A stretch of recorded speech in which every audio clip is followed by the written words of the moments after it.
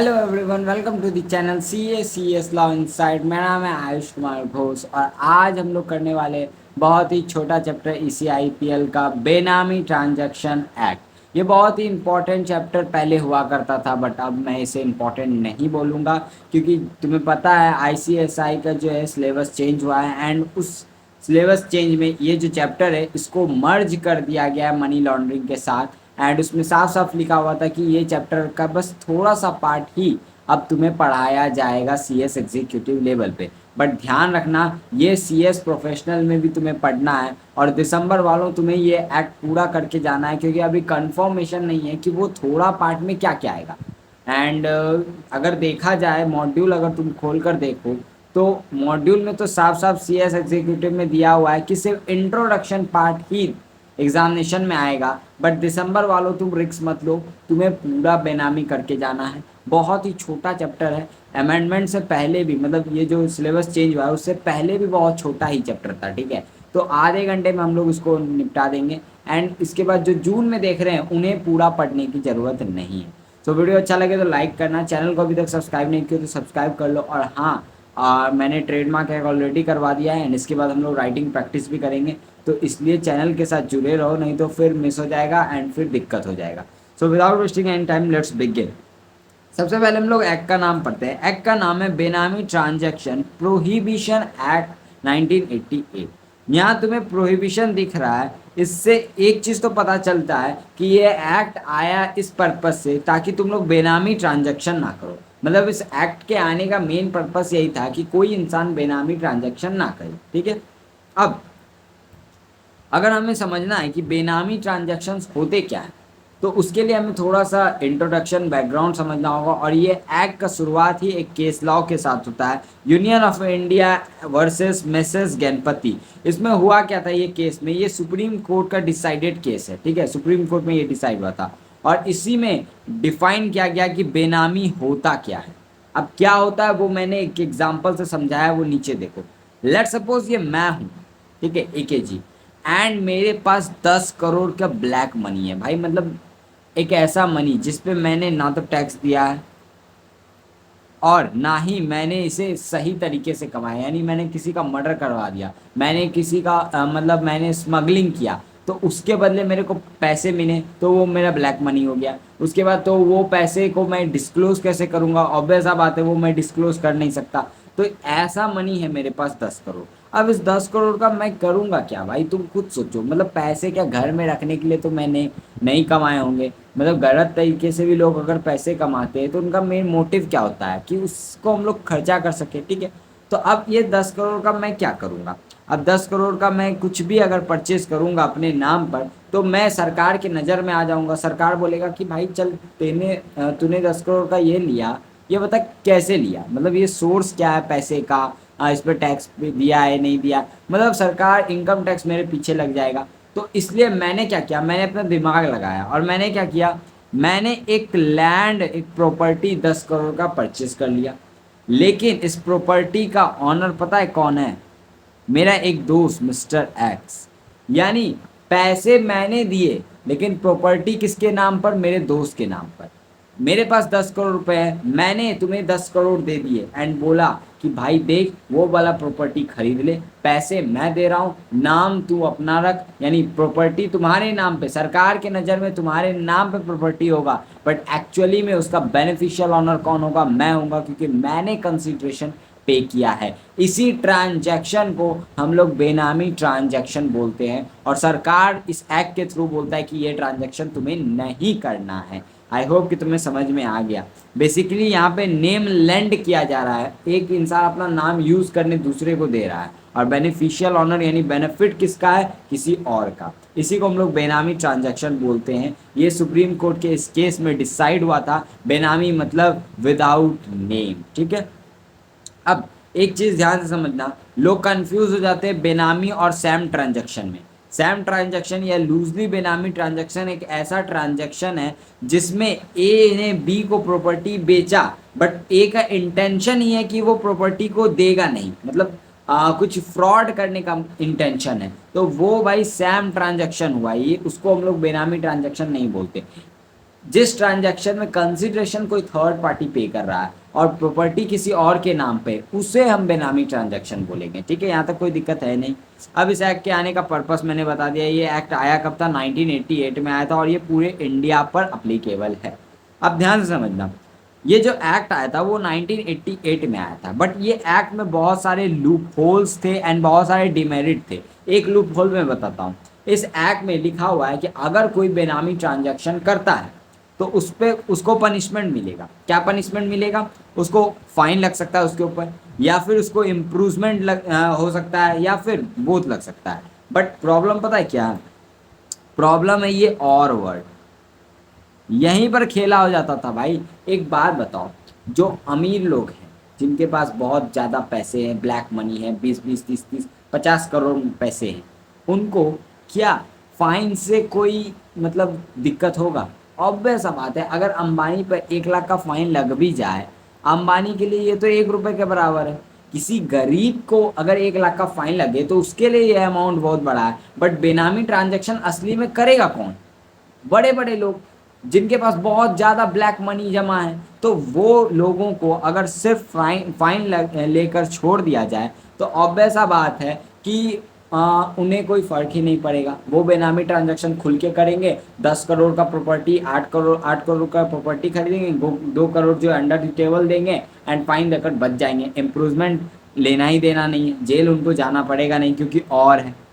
तो ये loop hole था, तो लोग बेनामी ट्रांजैक्शन रोक ही नहीं रहे थे, पैसे दे के सब कुछ कर रहे थे। तो यहाँ पर ना अमेंडमेंट आया। अमेंडमेंट आया, बेनामी ट्रांजैक्शन प्रोहिबिशन अमेंडमेंट एक्ट। और ये आया कब? 2016 में। और 2016 में जैसे ये एक्ट आया, इसने जो है जो लूप होल्स डिमेरिट थे पुराने वाले एक्ट को, उसको अमेंड कर दिया। क्या क्या? अब फाइन भी बढ़ा दिया। पहले फाइन थोड़ा कम था, उसको इंक्रीज कर दिया। फिर जो इम्प्रूवमेंट था उसको रिगरस इम्प्रूवमेंट बना दिया, यानी सिर्फ जेल नहीं जाना है, तुम्हें जेल में चक्की भी पीसना है। एंड उसके साथ साथ एक इंपॉर्टेंट चीज, एंड वर्ड को ऐड कर दिया, यानी यहाँ से और रिप्लेस करके एंड वर्ड को अब लोग यूज करते हैं। यानी अब तुम्हें फाइन प्लस इम्प्रूवमेंट दोनों ही होंगे, यानी अब एक चीज नहीं होगा। अब ये रिस्ट्रिक्टिव हो गया, अब लोग डरेंगे बेनामी ट्रांजैक्शन करने से। ठीक है, ये हो गया इंट्रोडक्शन। अब कुछ फीचर्स दिए हुए हैं कि इस एक्ट के फीचर्स क्या क्या है। ये बेसिकली डिफाइन करता है बेनामी ट्रांजैक्शन क्या होता है, बेनामी प्रॉपर्टी क्या होता है, अगर तुम बेनामी ट्रांजैक्शन करोगे तो उसके कॉन्सिक्वेंसेस क्या होंगे, पता कैसे चलेगा कि तुमने बेनामी ट्रांजैक्शन किया है नहीं किया है। सीजी के पास पावर है कि वो रूल्स बना सकता है। तुम अगर बेनामी ट्रांजैक्शन करते हो तो तुम्हारे ऊपर पेनल्टी लगेगा, क्या पेनल्टी होगा, तो वो ये सब एक्ट बताता है। बेसिकली फीचर्स में हमें यही सब पढ़ना रहता है। ठीक है, अब आ जाते हैं सबसे पहले इन सेक्शन 2 पे। इंपॉर्टेंट सेक्शन है, बहुत सारे डिफिनेशन मॉड्यूल में दिए हुए हैं, बट 2 ऐसे डिफिनेशन हैं जिसको तुम्हें एकदम टिप्स पे याद करना है। मतलब अगर कोर देखो इस चैप्टर का तो वो 2 डिफिनेशन के ही रिवॉल्व घूमता है। कौन कौन सा? पहला है बेनामी ट्रांजैक्शन का, क्या भाई? पहला है बेनामी ट्रांजैक्शन और दूसरा है बेनामी प्रॉपर्टी। ये 2 ही ऐसे चीज हैं जिनके ऊपर पूरा चैप्टर है। ये 2 डिफिनेशन समझ गए, चैप्टर में और कुछ है ही नहीं। चलो शुरू करते हैं। सबसे पहले अगर हम लोग बात करें बेनामी प्रॉपर्टी, सेक्शन 2 क्लॉज 8 के अंदर डिफाइन है। बेनामी प्रॉपर्टी मतलब एक ऐसा प्रॉपर्टी सब्जेक्ट टू बेनामी ट्रांजैक्शन, यानी एक ऐसा प्रॉपर्टी जो किसके रिस्पेक्ट में बात कर रहा है? बेनामी ट्रांजैक्शन के रिस्पेक्ट में बात कर रहा है। और उस प्रॉपर्टी से अगर कोई प्रोसीड्स आता है, यानी कोई इनकम होता है, तो उसको भी हम लोग बेनामी ही बोलेंगे, बेनामी ही बोलेंगे। ठीक है, अब इस डिफिनेशन से हमें कुछ अच्छे से समझ में नहीं आया कि आखिर बेनामी प्रॉपर्टी होता क्या है। क्योंकि बेनामी प्रॉपर्टी तो इन्होंने डायरेक्टली बोल दिया, जो बेनामी ट्रांजैक्शन के रिस्पेक्ट में होगा उसको हम लोग बेनामी प्रॉपर्टी बोलेंगे। तो एक्चुअल डिफिनेशन जो है ना वो है बेनामी ट्रांजैक्शन। हम लोग को बेनामी ट्रांजैक्शन समझना होगा कि क्या क्या बेनामी ट्रांजैक्शन होता है एंड कौन कौन से और ये जो ट्रांजैक्शन है, ये जो बेनामी ट्रांजैक्शन है, इसे हमें नहीं करना है। ठीक है, ये एक्ट यही बताता है कि ये बेनामी ट्रांजैक्शन है एंड इन सारे ट्रांजैक्शंस को हमें नहीं करना है, ये प्रोहिबिटेड है। चलो section 2 clause 9 the most important, ये याद करना तो कंपलसरी है अगर इस एक्ट में तुम्हें कुछ समझना है तो। सेक्शन 2 क्लॉज 9 बेनामी ट्रांजैक्शन। बेनामी ट्रांजैक्शन एक ऐसा ट्रांजैक्शन है या अरेंजमेंट है, ठीक है, जिसमें एक पर्सन प्रॉपर्टी ट्रांसफर कर देता है या हेल्ड करता है कोई ऐसा पर्सन, किसके बेनिफिट के लिए? फ्यूचर बेनिफिट के लिए, और इसका कंसिडरेशन जो है वो अनदर पर्सन पे करता है। अभी जो मैंने सुप्रीम कोर्ट का केस बताया था, क्या ये वही डिफिनेशन है? बिल्कुल ये वही बात बोल रहा है कि एक प्रॉपर्टी अगर कोई पर्सन होल्ड कर रहा है किसी दूसरे पर्सन के फ्यूचर या प्रेजेंट बेनिफिट के लिए, एंड वो पर्सन के लिए, और वो प्रॉपर्टी का पेमेंट किसने किया है? किसी अनदर पर्सन ने किया है, तो हम इसे बेनामी ट्रांजैक्शन बोलेंगे। अब समझ में आया क्या होता है बेनामी ट्रांजैक्शन? एंड इंपॉर्टेंट बात, जो पर्सन प्रॉपर्टी होल्ड करेगा उसको हम लोग बेनामीदार बोलते हैं सेक्शन 2 क्लॉज 10 के अंदर, ठीक है। एंड जिस पर्सन ने कंसिडरेशन पे किया उसको हम लोग बेनिफिशियल ऑनर बोलते हैं सेक्शन 2 क्लॉज 10 के अंदर। तो ये ट्रांजैक्शन बेनामी ट्रांजैक्शन कहलाया जाता है। अब तुम्हारे माइंड में डाउट आना चाहिए, क्या सिर्फ एक यही ट्रांजैक्शन बेनामी ट्रांजैक्शन है? The answer is no. इसके अलावा भी कुछ और ट्रांजैक्शंस है जो बेनामी ट्रांजैक्शंस कहलाए जाते हैं। कौन कौन से? सुनो, मान लो ये मैं एंड मैंने एक प्रॉपर्टी परचेज किया मिस्टर जोमेटो के नाम पे। अब ये जो मिस्टर जोमेटो है ना, ये फिक्टिशियस पर्सन है, यानी रियल में इसका कोई अस्तित्व ही नहीं है, रियल में इस नाम का कोई आदमी एग्जिस्ट करता ही नहीं है, नॉन एग्जिस्टेंस है। यानी मैंने अगर किसी नॉन रियल इंसान के नाम पर प्रॉपर्टी परचेज किया सिर्फ सरकार को मूर्ख बनाने के लिए, ये भी बेनामी ट्रांजैक्शन कहलाया जाता है। थर्ड पॉइंट देखो, मान लो कोई प्रॉपर्टी है एंड उस प्रॉपर्टी का ऑनर किसी मिस्टर एक्स को शो हो रहा है। लेट्स सपोज एक प्रॉपर्टी एंड उसका ऑनर कौन शो हो रहा है? Mister x. जब मिस्टर एक्स से पूछा जाता है कि ये प्रॉपर्टी आपका है, अब भाई उसको पता ही नहीं है ये प्रॉपर्टी उसका है, तो फिर अगर वो डिनाई कर देता है कि भाई मेरा प्रॉपर्टी नहीं है, तो ऑनरशिप से ही डिनाई कर देता है एंड इसी तब ये प्रॉपर्टी बेनामी हो जाता है। क्यों हो जाता है? क्योंकि अब इसका मालिक कौन है वो पता ही नहीं चल रहा, तो इसको हम लोग बेनामी ट्रांजैक्शन ही बोलते हैं और ये भी बेनामी प्रॉपर्टी कहलाया जाता है। आई होप कि तुम्हें समझ में आ रहा है। उसके बाद आगे हम लोग बढ़ते हैं। एक प्रॉपर्टी है जिसका कंसीडरेशन किसी ऐसे पर्सन ने पे किया जो फिक्टिशियस है, यानी मैंने एक प्रॉपर्टी परचेज किया, ठीक है। इनकम टैक्स वाले ने बोला चल तूने 20 करोड़ का प्रॉपर्टी खरीदा, आयुष जल्दी से बता दे ये प्रॉपर्टी का पैसे किसने दिया। मैंने बोला कि ये पैसे मिस्टर एक्स ने दिए, ठीक है। तो अब इनकम टैक्स मिस्टर एक्स से पूछ रहा है, पता करने की कोशिश कर रहा है। अब उसको मिस्टर एक्स मिल ही नहीं रहा। क्यों नहीं मिल रहा है? क्योंकि वो है ही नहीं भाई, फिक्टिशियस पर्सन है। या फिर मैं बता नहीं पा रहा कि मेरा सोर्स क्या है, मतलब कहाँ से पैसे मैंने दिए, वो ट्रेसेबल ही नहीं है, तो वैसे ट्रांजैक्शन को भी बेनामी ट्रांजैक्शन हम लोग बोलते हैं। यानी 4 ट्रांजैक्शन, मैंने प्रॉपर्टी किसी और को दे दिया, कंसिडरेशन मैंने पे किया, बेनामी ट्रांजैक्शन, ठीक है। मैंने प्रॉपर्टी खरीदा किसी फिक्टिशियस पर्सन के नाम पे, बेनामी ट्रांजैक्शन। मैंने कंसिडरेशन कहाँ से पे किया वो मैं बता नहीं पा रहा, या फिर जो कंसिडरेशन पे हुआ है वो कोई फिक्टिशियस पर्सन ने पे किया, वो भी बेनामी ट्रांजैक्शन। या फिर जो ऑनर है प्रॉपर्टी का वही डिनाई कर देता है ऑनरशिप के, तो वो भी बेनामी ट्रांजैक्शन माना जाता है। लेकिन कुछ एक्सेप्शंस हैं। क्या एक्सेप्शंस हैं? कुछ ऐसे ट्रांजैक्शन हैं जिनको बेनामी ट्रांजैक्शन नहीं माना जाता। कौन कौन से ट्रांजैक्शन? पहला, एक कर्ता या मेंबर है एचयूएफ का एंड वो कोई प्रॉपर्टी होल्ड कर रहा है और उस प्रॉपर्टी का कंसीडरेशन एचयूएफ के फंड से गया है, तो उस सिचुएशन में उसे हम लोग जो है बेनामी प्रॉपर्टी नहीं मानेंगे, बेनामी ट्रांजैक्शन नहीं मानेंगे अगर वो अपने बेनिफिट के लिए या मेंबर के बेनिफिट के लिए वो प्रॉपर्टी को होल्ड कर रहा है, ठीक है। कोई दिक्कत वाली बात नहीं है, बेनामी ट्रांजैक्शन नहीं माना जाएगा। दूसरा केस, मान लो एक पर्सन है जो फिड्यूशरी कैपेसिटी में अदर पर्सन के बेनिफिट के लिए प्रॉपर्टी होल्ड कर रहा है।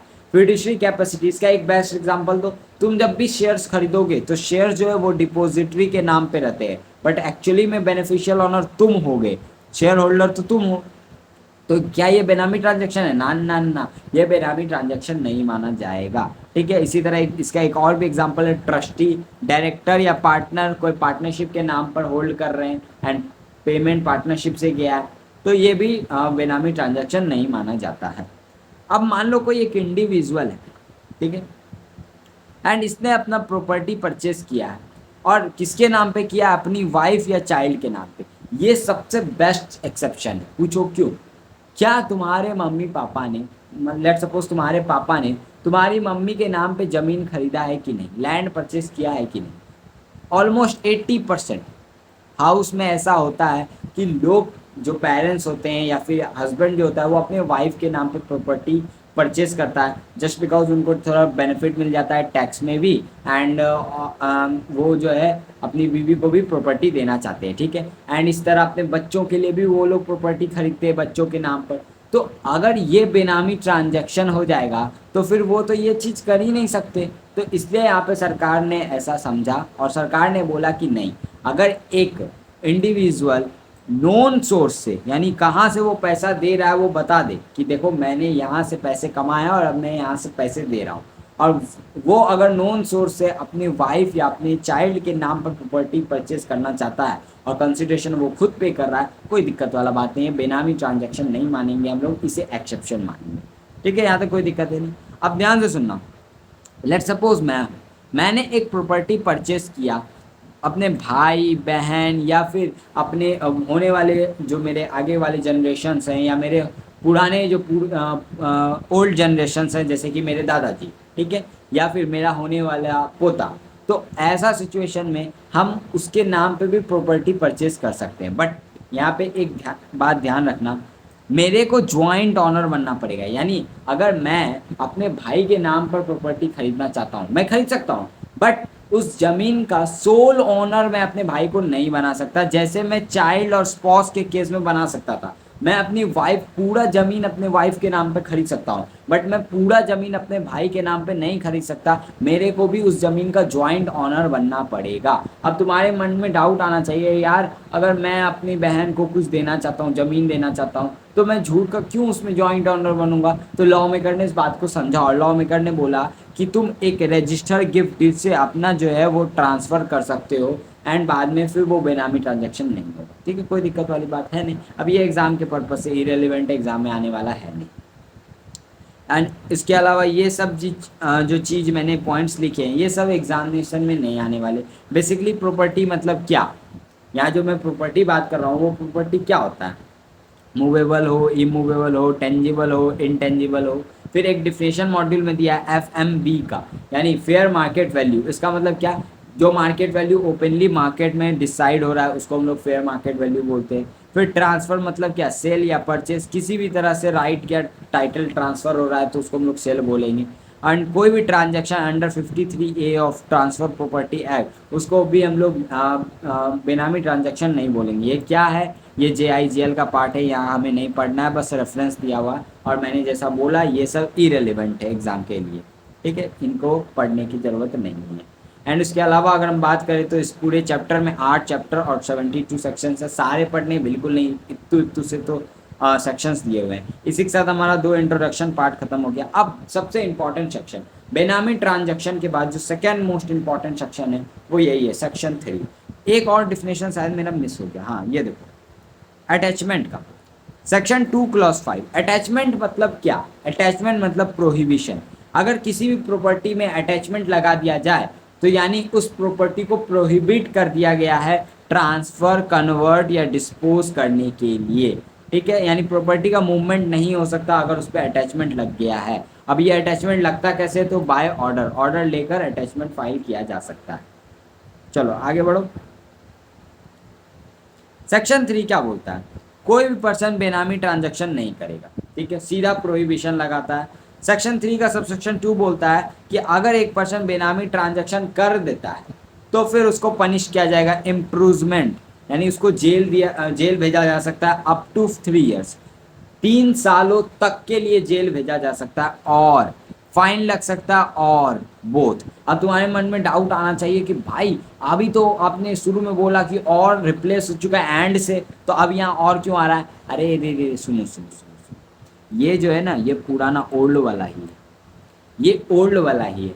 न्यू वाला जो है वो सबसेक्शन 3 में आया, यानी ओल्ड और न्यू दोनों रहने दिया गया, हाँ बिल्कुल दोनों रहने दिया गया है। देखो ओल्ड वाला में यही था पनिशमेंट, न्यू वाला जब सबसेक्शन 3 आया उसमें बोला गया अगर कोई एक पर्सन बेनामी ट्रांजैक्शन करता है ऑन या आफ्टर कमेंसमेंट ऑफ बेनामी ट्रांजैक्शन प्रोहिबिशन अमेंडमेंट एक्ट 2016, यानी ये जो 2016 में अमेंडमेंट आया उस दिन या उसके बाद अगर कोई बेनामी ट्रांजैक्शन करता है तो उसको पनिश किया जाएगा इसी चैप्टर के चैप्टर 7 के अंदर, chapter 7 basically offence and prosecution के बारे में बात करता है, और यहीं चैप्टर 7 में एक सेक्शन आता है, सेक्शन 53। वो क्या बोलता है कि कोई भी बेनामी ट्रांजैक्शन करेगा तो हम उसे गिल्टी मानेंगे, एंड उस पर रिगरस इम्प्रूवमेंट होगा। और कब तक होगा? 1 ईयर टू 7 ईयर, 1 साल मिनिमम और मैक्सिमम 7 सालों तक। और सबसे इंपॉर्टेंट वर्ड एंड, इम्प्रूवमेंट के साथ साथ फाइन लगेगा। कितना? 25% ऑफ फेयर मार्केट वैल्यू, यानी फेयर मार्केट में जितना वैल्यू चल रहा है प्रॉपर्टी का, उसका 25% फाइन लग जाएगा तुम्हारे ऊपर। उसके अलावा सेक्शन 54 एक और सेक्शन यहाँ पे कनेक्ट होता है। वो क्या बोलता है? अगर एक पर्सन से इंफॉर्मेशन मांगा गया बेनामी ट्रांजैक्शन एंड प्रॉपर्टी के रिस्पेक्ट में, और उसने कुछ गलत फॉल्स इंफॉर्मेशन डॉक्यूमेंट्स वगैरह दिया, तो उस पर रिगरस इम्प्रूवमेंट लगेगा 6 महीने से 5 साल तक के लिए, एंड फाइन भी लगेगा 10% ऑफ FMB। कोई दिक्कत वाली बात है नहीं। फिर आ जाता है सेक्शन 4। सेक्शन 4 क्या बोलता है? कोई भी सूट क्लेम एक्शन का राइट नहीं है रियल ऑनर के पास अगेंस्ट बेनामीदार। एग्जाम्पल से मैं बताता हूँ, चलो देखो। मान लो ये प्रॉपर्टी, इसका कंसिडरेशन मिस्टर वाई ने पे किया, बट इसका नाम किसका है? Mister x. यानी मिस्टर एक्स के नाम पे जमीन है, बट असली में बेनिफिशियल ऑनर कौन है? Mister Y. और ये कौन हो गया? ये बेनामीदार हो गया। अब मान लो मिस्टर एक्स को सिर्फ प्रॉपर्टी होल्ड करने बोला। अब मिस्टर एक्स ने चौड़ में आके बोला कि भाई देख, प्रॉपर्टी मेरे नाम पे, प्रॉपर्टी मेरा हुआ, हम तेरी बात नहीं मानेंगे, अब मैं जैसे चाहूँगा ये प्रॉपर्टी को यूज़ करूँगा, तेरा बेनिफिट के लिए काम ही नहीं कर रहा, जब आगे से। तो क्या मिस्टर वाई एक्शन ले सकता है मिस्टर एक्स के against? The answer is no. Section 4 मना करता है, बोलता है तुम्हारे पास कोई राइट ही नहीं है एक्शन लेने का कोर्ट में, क्योंकि ये बेनामी ट्रांजैक्शन है। यानी जमीन गया, हाँ भाई गया, ठीक है। सब सेक्शन 2 आता है, इसका बोलता है कि बेनामीदार भी ना कोई डिफेंस नहीं कर सकता। इसका एक एग्जांपल दो। लेट सपोज बेनामीदार की वाइफ है, एंड बेनामीदार की वाइफ उससे डिवोर्स ले रही है, एंड डिवोर्स लेने के बाद वो एलोमनी क्लेम कर रही है। तो उसने बोला कि ये जो प्रॉपर्टी है बेनामी प्रॉपर्टी, इसमें भी मेरा हिस्सा लगता है, 50% मेरे को दो।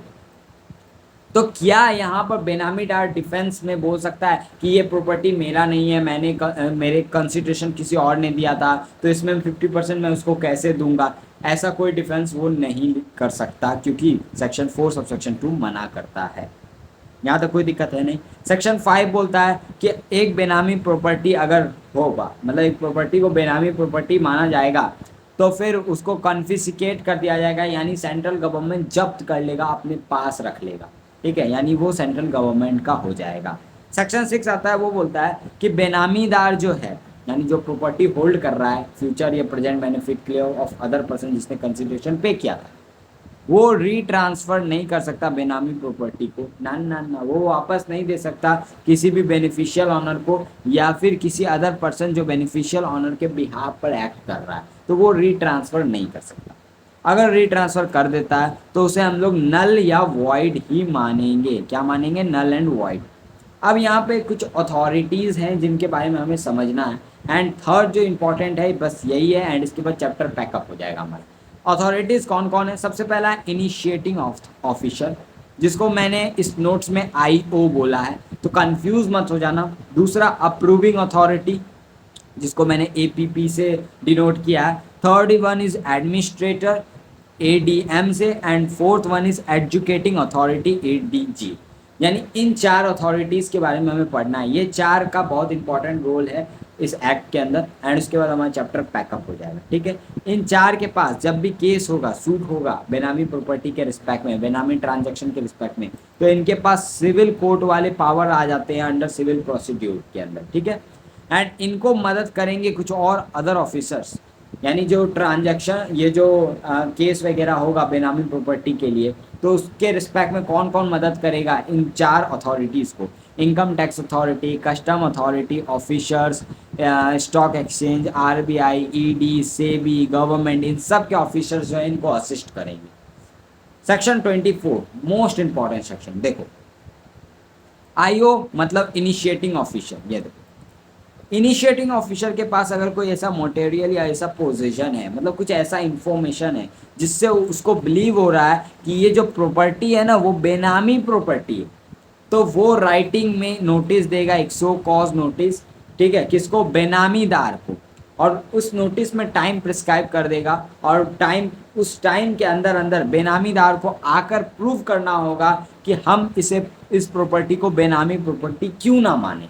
मतलब उसे बताना होगा, सब चीज प्रूव करना होगा कि देखिए ये प्रॉपर्टी मैंने यहाँ से ऐसे ऐसे खरीदा था, इसलिए इसको बेनामी प्रॉपर्टी ना माना जाए। ठीक है। अब ये जो नोटिस का कॉपी है ना, ये बेनिफिशियल ऑनर को भी जा सकता है अगर बेनिफिशियल ऑनर नोन है तो। अब यहाँ पे एक अमेंडमेंट आया था 2A। 2A क्या बोलता है, ये बेनिफिशियल ऑनर और ये जो बेनामीदार है ये एक्सप्लेनेशन देंगे इनिशिएटिंग ऑफिसर को। जो भी प्रिस्क्राइब टाइम होगा नोटिस में या फिर कुछ एक्सटेंशन अगर दिया जाता है तो उस एक्सटेंशन के अंदर अंदर, बट जो भी है वो 3 महीने के अंदर सब कुछ हो जाना चाहिए। और 3 महीने कब से, last month of the notice issue. जिस महीने नोटिस इशू हुआ था उसके लास्ट मंथ से 30 दिन, 3 महीने। लेट सपोज 15 जनवरी को अगर नोटिस इशू हुआ था तो हम लोग 30 जनवरी के बाद से 31 जनवरी के बाद से 3 मंथ हम लोग देखेंगे, उतने में ये सब काम हो जाना चाहिए। ठीक है, यहाँ तक कोई दिक्कत है नहीं। अब आ जाते हैं सबसेक्शन 3। ये क्या बोलता है, इनिशिएटिंग ऑफिसर को अगर ऐसा लगता है कि ये जो नोटिस का मैंने टाइम दिया है जिसमें मैंने रिप्लाई वगैरह मांगा है, एक्सप्लेनेशन वगैरह मांगा है, अगर इस टाइम के ड्यूरिंग अगर ट्रांसफ़र कर देता है बेनामीदार प्रॉपर्टी या डिस्पोज कर देता है, यानी कुछ भी प्रॉपर्टी के साथ गड़बड़ कर देता है इस नोटिस पीरियड के टाइम ही, तो फिर मैं क्या करूँगा, तो फिर इनिशिएटिंग ऑफिसर प्रियोर अप्रूवल लेगा किसका, APPA का। यहाँ देखो कौन है, अप्रूविंग अथॉरिटी। ठीक है, अप्रूविंग अथॉरिटी का वो प्रियोर अप्रूवल लेगा, यानी उनसे पूछेगा और पूछ कर ऑर्डर ले लेगा और ऑर्डर पास कर देगा अटैचमेंट का। और ये अटैचमेंट क्या होता है, अभी हमने डिफिनेशन में पढ़ा कि अटैचमेंट होने के बाद प्रॉपर्टी का मूवमेंट ही नहीं हो सकता है। ठीक है, और ये अटैचमेंट कब तक के लिए हो सकता है, 4 महीने तक के लिए अटैचमेंट किया जा सकता है। यहाँ तक कोई दिक्कत वाली बात है ही नहीं। अब इनिशिएटिंग ऑफिसर जो है वो इंक्वायरी करेगा, रिपोर्ट वगैरह देखेगा, ये सब कुछ 4 महीने के अंदर अंदर करेगा और फिर 4 महीने के अंदर वो डिसाइड करेगा कि अटैचमेंट अगर पहले कर दिया है, मतलब पहले अटैचमेंट का ऑर्डर पास किया है, तो अब उसको कंटिन्यू रखना है या उसको रिवोक करना है। ठीक है, अगर अटैचमेंट का ऑर्डर पास नहीं किया है पहले, तो फिर उसको अटैचमेंट करना है या नहीं करना है, ये सब कुछ डिसाइड करेगा। और डिसाइड करने से पहले अप्रूवल जरूर लेगा। ठीक है, अप्रूवल लेने के बाद, डिसाइड करने के बाद इनिशिएटिंग ऑफिसर ऑर्डर पास करेगा और ऑर्डर पास करने के बाद विदिन 1 मंथ, जैसे ही उसने ऑर्डर पास किया 1 महीने के अंदर अंदर उससे एक स्टेटमेंट तैयार करना पड़ता है और स्टेटमेंट तैयार करके वो रेफर कर देगा एजुकेटिंग अथॉरिटी को। यहाँ उसका काम खत्म हो जाता है। अप्रूविंग अथॉरिटी और इनिशिएटिंग ऑफिसर दोनों साथ साथ चलते हैं, दोनों का यहाँ पर काम खत्म हो जाता है। अब जो भी काम है वो है एजुकेटिंग अथॉरिटी का। सेक्शन 25 आता है, वो नोटिस जो जाएगा वो किसको जाएगा, इंडिविजुअल, मैनेजर, प्रिंसिपल, जो मेन काम कर रहा है उसको जाएगा। एंड ये बाय पोस्ट भी जा सकता है और बाय समन के थ्रू भी जा सकता है। सेक्शन 26 ये क्या बोलता है, जब इनिशिएटिंग ऑफिसर रेफर कर देगा एजुकेटिंग अथॉरिटी को, तो एजुकेटिंग अथॉरिटी 30 दिन के अंदर अंदर, जिस दिन रेफर हुआ उससे 30 दिन के अंदर अंदर वो बेनामीदार, बेनिफिशियल ओनर या किसी भी इंटरेस्टेड पार्टी या कोई भी क्लेम जिसने क्लेम किया है कि ये प्रॉपर्टी बेनामी प्रॉपर्टी है, उसको नोटिस देगा राइटिंग में और उनसे इंफॉर्मेशन मांगेगा और उनको भी 30 दिन का कम से कम समय देगा इंफॉर्मेशन देने के लिए। अगर कोई प्रॉपर्टी जॉइंटली होल्ड कर रहा है तो हो सकता है कि नोटिस सबको जाए या हो सकता है किसी एक को जाए, कोई दिक्कत वाली बात नहीं है। एजुकेटिंग अथॉरिटी को रिप्लाई आएगा, फिर वो एक अपॉर्चुनिटी ऑफ बीइंग हर्ड देगा, फिर सारा कंसिडर करेगा, इंक्वायरी करेगा और फिर डिसाइड करेगा कि प्रॉपर्टी बेनामी है या नहीं है तो अटैचमेंट कंटिन्यू करना है या नहीं करना है, अगर नहीं है तो अटैचमेंट हटाना है कि नहीं हटाना है, ये सब कुछ उसका डिसीजन होगा। अब मान लो कोई प्रॉपर्टी, उसका कुछ पार्ट जो है वो बेनामी माना जा रहा है, मतलब पूरा प्रॉपर्टी बेनामी नहीं है, थोड़ा सा उसका पार्ट बेनामी है। उस सिचुएशन में अगर जो पार्ट बेनामी है वो पार्ट आइडेंटिफाई नहीं हो रहा कि कौन सा पार्ट बेनामी है, तो उस सिचुएशन में वो अपना बेस्ट जजमेंट देगा और जो उसका जजमेंट होगा हम लोग उसी को फाइनल मानेंगे। एजुकेटिंग अथॉरिटी जो है वो या तो उसके, अगर किसी ने उसको एप्लीकेशन दिया है या फिर वो सुओ मोटो खुद ही प्रोसीडिंग के टाइम पे किसी भी पर्सन को ऐड या लेस कर सकता है जिसको बुला सकता है, यानी बुला सकता है और बोल सकता है कि भाई तू मेरे को इन्फॉर्मेशन दे, और किसी को बोल सकता है कि तेरे से इन्फॉर्मेशन नहीं भी चाहिए, वो उसका डिसीजन है भाई, नॉर्मल चीज़ है। फिर वो ऑर्डर पास करेगा, और ऑर्डर जो है ना विद इन 1 ईयर हो जाना चाहिए, 1 year from the end of reference. Reference जिस महीने हुआ उसके महीने के लास्ट से 1 साल के अंदर अंदर ऑर्डर पास हो जाना चाहिए एजुकेटिंग अथॉरिटी का कि प्रॉपर्टी बेनामी है या नहीं है, ठीक है।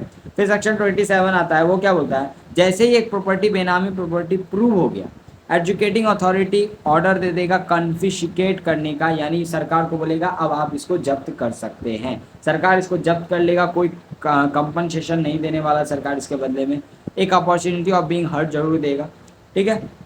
उसके अलावा जो पर्सन का प्रॉपर्टी को बेनामी प्रॉपर्टी डिक्लेयर किया गया और उसको जब्त करवा दिया गया है, उसके पास राइट है कि वो अपील फाइल कर सकता है, तो वो अपील भी फाइल कर सकता है, और ये जो जब्त किया जाएगा वो अपील के अकॉर्डेंस भी किया जाएगा, ठीक है। अब मान लो कोई बेनामीदार है, उसने सेल कर दिया है प्रॉपर्टी को, और वो प्रॉपर्टी को सेल किया गया नोटिस देने से पहले, इनिशिएटिंग ऑफिसर के नोटिस देने से पहले वो प्रॉपर्टी सेल हो चुका है एंड वैलिड कंसिडरेशन के लिए हुआ है, और जिस पर्सन ने खरीदा है वो बोना फाइड है, उसको नॉलेज ही नहीं है कि ये प्रॉपर्टी बेनामी भी हो सकता है, तो उसको वो वैलिड टाइटल मिलेगा। ये सब तो नॉर्मल बात है। सेक्शन 28 क्या बोलता है, सेंट्रल गवर्नमेंट ऑफिशियल गजट में नोटिफिकेशन डालकर कुछ ऑफिसर्स को नोटिफाई कर सकते हैं और उनको बोल सकते हैं कि आप आज से एडमिनिस्ट्रेटर का काम करेंगे। अभी एडमिनिस्ट्रेटर कौन होता है, एडमिनिस्ट्रेटर बेसिकली वो पर्सन होता है जो मैनेज करेगा बेनामी प्रॉपर्टी को सेंट्रल गवर्नमेंट के डायरेक्शन पर, ठीक है। सेक्शन 29 क्या बोलता है, कन्फिस्केशन का जैसे ही ऑर्डर आ जाता है, एडमिनिस्ट्रेटर जो है वो प्रॉपर्टी का पोजीशन लेगा, जो बेनामी प्रॉपर्टी है उसका पोजीशन लेगा, और वो नोटिस देगा 7 दिन के अंदर अंदर इन राइटिंग में बेनामीदार को कि भाई देख प्रॉपर्टी सरेंडर कर दे या मेरे को डिलीवर कर दे। अगर वो नहीं करता है प्रिस्क्राइब टाइम के अंदर, तो भाई वो फोर्सफुली पोजीशन ले लेगा, क्योंकि ऑर्डर है भाई, कोर्ट का ऑर्डर है। फिर सेक्शन 30 एंड 40 यहाँ पे एक साथ कनेक्टेड आता है। सेक्शन 30 क्या बोलता है, सेंट्रल गवर्नमेंट स्टैब्लिश करेगा एक एपीलेट ट्राइब्यूनल जो अपील सुनेगा, एंड सेक्शन 40 बोलता है कि ये जो एपीलेट ट्राइब्यूनल है इसके पावर एंड प्रोसीड्यूर्स बताता है, एंड ये भी बोलता है कि ये नेचुरल जस्टिस को भी फॉलो करेगा। बस सिंपल सा बात है। सेक्शन 49 क्या बोलता है, जो भी अग्रीव पार्टी है, यानी जिस पार्टी को, जो पार्टी लॉस हुआ है, यानी जिस पार्टी का प्रॉपर्टी को बेनामी डिक्लेयर कर दिया गया है, वो सीधा अपील फाइल करेगा 60 दिन के अंदर अंदर जैसे ऑर्डर आया, ठीक है, हाई कोर्ट में। अब तुम्हें यहाँ एक बात ध्यान से समझना है, जेआईजेल में मैंने एक कॉन्सेप्ट तुम्हें पढ़ाया था, सफिशिएंट काउज, ये डॉक्ट्रिन है, मैंने लिमिटेशन एक्ट में करवाया था, प्लेलिस्ट का लिंक नीचे तुम्हें मिल जाएगा। तो सफिशिएंट काउज के केस में एक्सटेंशन भी मिल सकता है 60 दिन के बाद का। सेक्शन 50 आता है, वो बोलता है सेंट्रल गवर्नमेंट हाई कोर्ट के साथ डिस्कस करके एक स्पेशल कोर्ट बना सकता है ऑफेंस का ट्रायल करने के लिए, और ये ट्रायल जो है वो 6 महीने के अंदर अंदर जो है कंक्लूड हो जाना चाहिए। एंड लास्ट सेक्शन, सेक्शन 62, ये क्या बोलता है, अगर कंपनी ने इस एक्ट के अंदर डिफॉल्ट किया है तो कंपनी और पर्सन इंचार्ज दोनों पे को गिल्टी माना जाएगा और उनको पनिश किया जाएगा। अब यहाँ पर्सन इंचार्ज मतलब कौन, पर्सन इंचार्ज मतलब डायरेक्टर, पार्टनर, या कोई भी ऐसा पर्सन जिसके नॉलेज में ये हुआ है या फिर जिसने नेगलेक्ट किया है, उसको हम लोग बोलते हैं पर्सन इंचार्ज, ठीक है। एंड अगर कोई पर्सन है जिसके नॉलेज में ये सब नहीं हुआ है, तो उसको हम लोग लायबल नहीं माना जाएंगे। इसी के साथ हमारा चैप्टर होता है खत्म। वीडियो अच्छा लगे लाइक करना, नोट्स मैं टेलीग्राम पे डाल दूंगा। मिलते हैं नेक्स्ट वीडियो में, तब तक के लिए tata bye bye, all the best.